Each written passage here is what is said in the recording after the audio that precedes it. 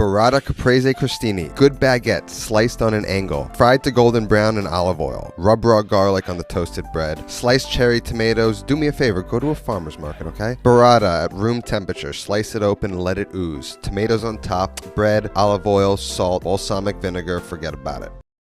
Have you ever tried zabaione? I like to serve mine with macerated strawberries. Simply slice them, then cover with granulated sugar and let them sit until you're ready to serve. For each person, you need 1 egg yolk and 1 ounce of sugar. I also like to add a little bit of vanilla. Whisk this together until the sugar has dissolved, then place your bowl over a pan of simmering water. Continue to whisk it over the water until it thickens up. Then serve with strawberry. We are making chicken katsu tenders. We have our egg, flour, and Japanese panko. Here's our view. Let's go. We don't want to victimize people with our unseasoned food, so I'm seasoning it with some garlic powder. Here's the trio. Flour first, egg mixture. Follow these steps, please. Coat your chicken well. Gently lay that in away from you so you don't burn yourself. Lay the other one in away from you. And yes, I carry baking soda and flour in case a fire started. I don't start fires, I put them out. Unless I'm in a cute dress, then I start fires. She golden brown, we don't know her. She dark brown, we know her. We'll get the big girl first. We like them thick, you know we don't discriminate. Just hit it with your sauce. Hit it with a little bit more sauce. If there's one cake you need to know how to make, it's this 5-ingredient sponge cake. You can make so many different types of desserts with. In a bowl, add 6 large room temperature eggs, then beat on high for 2 minutes. Then add 1 cup of sugar. Now you can go ahead and add the vanilla extract or orange powder, then beat on high for 10 minutes until it gets thick and fluffy. Now go ahead and sift in your dry ingredients, all-purpose flour and baking powder. Sift it in 2 parts, and then fold it into the batter, gently making sure not to deflate the batter. Then go ahead and divide the batter between 2 9-inch cake pans. Then bake at 350 Fahrenheit for 25 minutes. That's it. Enjoy. Let's make Buffalo Wild Wings boneless wings at home, but better. In a bowl, add all your dry ingredients and mix. Then I cut my chicken breast into 2-inch cubes and go ahead and coat it in the flour, then in the egg mixture and back into the flour. I'm going to be double coating my chicken just so I can have that nice breading. Now I'm making the sauce, so you're going to add some butter, some buffalo hot sauce, and then some Worcestershire sauce. Once that's done, set it aside, and then you're going to fry your chicken for about 5 to 6 minutes, and I'm going to be double frying for that extra crunch. Go ahead and toss it in your sauce, and that's it. Enjoy. Oh my god, spinach stuffed salmon is divine. Chop your spinach, Parmesan cheese, cream cheese, garlic, and Mealsack seasonings, of course. You'll need a handful of herbs, I prefer thyme, and 2 tablespoons of milk. Mix until well combined. Slice your fillets down the side and create a little pocket where you will add a few tablespoons of filling. Don't overdo it, but you definitely want to get it in there. Now we're oiling the tops of our fillets and seasoning with adobo and sazon. Season both sides liberally. And now we're going to heat up a pan with olive oil and butter and brown them for about 5 minutes per side. We're going to add some herbs for some nice aromatics, and we're going to baste them as well. After about 10 minutes, you should practically be done. This is all it takes, guys. It's so good. Paired with potatoes or rice. I prefer potatoes because it just pairs so well with that interior. The interior is where it's at. You will love this. Because of this recipe, the grocery stores in Finland ran out of feta cheese. Here's how to make it. Add tomatoes, olive oil, salt, and pepper to a baking dish. Then add a block of feta cheese right in the middle. Bake at 400 for 35 minutes. When it comes out, add some fresh garlic, fresh basil, and give it all a good mix. Then add some of that cooked pasta right on top and give everything a good mix once again. And then it's time for the taste test. So good. Today I'm cooking roast garlic linguine. It's simple and ridiculously tasty. Let's get to it.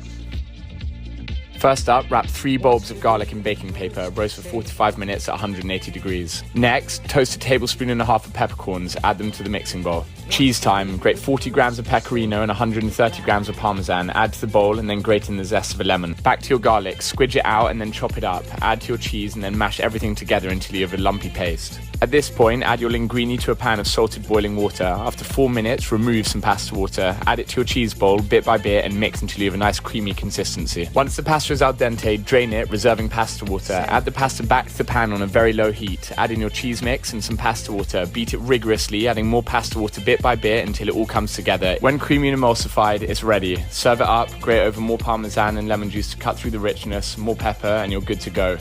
Banana pancake recipe, and it's so easy. All you have to do is mix up your favorite pancake mix. I used Kodiak Cake Cinnamon Oat. Make sure you coat both sides of your banana slices, then fry in a pan with some butter until golden brown on both sides. Like with regular pancakes, you can kind of look for those bubbles on the underside of the mini pancake to see when you should flip. Also recommend covering the pan too to kind of get any of those middle ground areas that don't touch the pan. When it's done, just pour on some maple syrup, and I added some of the homemade peanut butter I made the other day, of course. That video is just a few back if you want to take a look.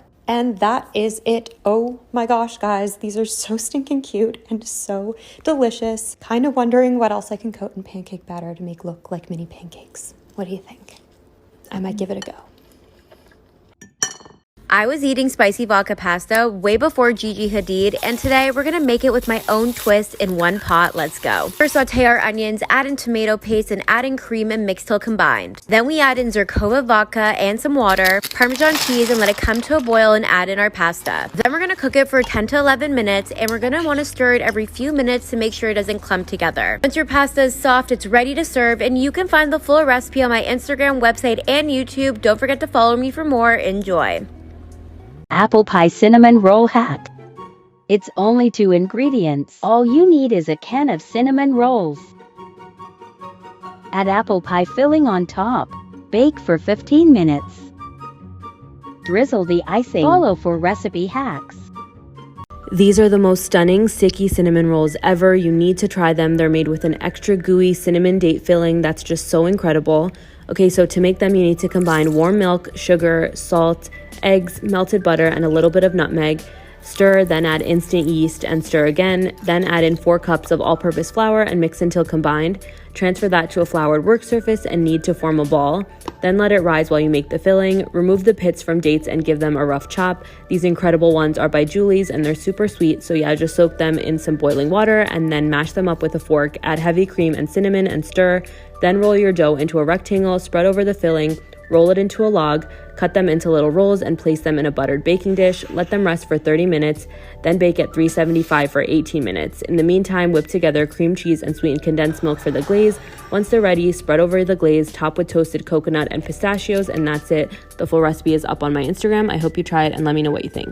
I told y'all there's food at home. Let's make these banging lemon pepper wings. I really did my thing with this one, okay? After you season your wings, you want to put them on a wire rack and then put them in an oven. Halfway through, you want to turn them over. For any wings, the sauce is the most important part. It's crucial. It's key, all right? This sauce right here was A1. You just want to brush it all over the wings and you want to broil it for a little bit. But watch it in the broiler because it could burn very fast. Are you team drums or team flats? I'm a flats kind of girl. Follow and share for more recipes.